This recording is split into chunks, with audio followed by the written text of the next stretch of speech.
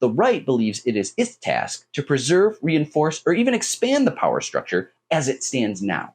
The further right one goes, the fewer benefit. The further left one goes, the more power and privilege is diffused. What does it mean to be right-wing or on the left in American politics? These terms are never defined. We are forced to feel or guess exactly what they mean.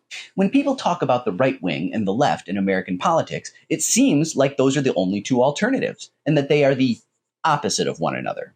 On the right sits the Republican Party. On the left, the Democratic Party. If you're not paying attention, it's easy to presume that the two major parties are about as far left or right as it is possible or even acceptable to go in our society. This helps create the illusion that there exists some area in the center between the two parties where compromise can presumably be found. Both players are happy to pretend that this is the case, but the truth is there's a lot of unclaimed territory on the political spectrum. Also, the two major parties sit a lot closer to one another than you might realize. Where did we originally get this concept of left and right from anyway?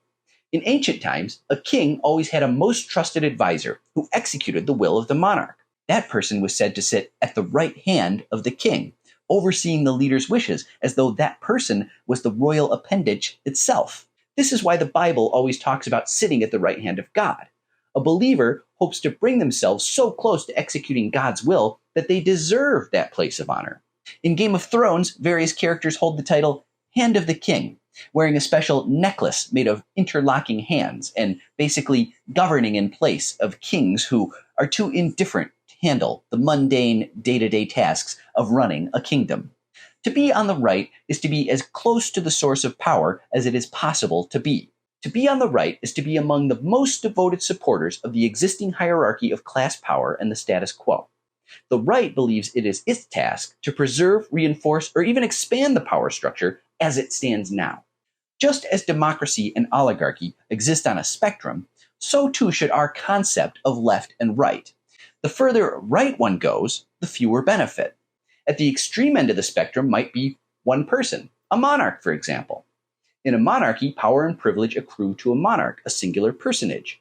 The further left one goes, the more power and privilege is diffused. Consider this graph representing an imaginary nation's population. At one end, let's put a single person, the king. At the other end, we'll have 100% of the population, every last man, woman, and child. The further right you go on this chart, the fewer people's interests are served. The further left you go, the more people's interests are served. If this were a representation of the American population, the Republican Party would indeed be further to the right than the Democrats, as you would expect. But there would still be a lot of territory to the left of where the Democrats sit.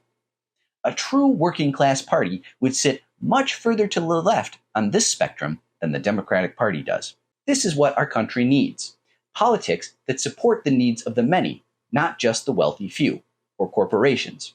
Where do you sit on this spectrum? I'd like to hear about it in the comments. In the meantime, please like, follow, favorite, and subscribe to my free Substack. Let's make them pay.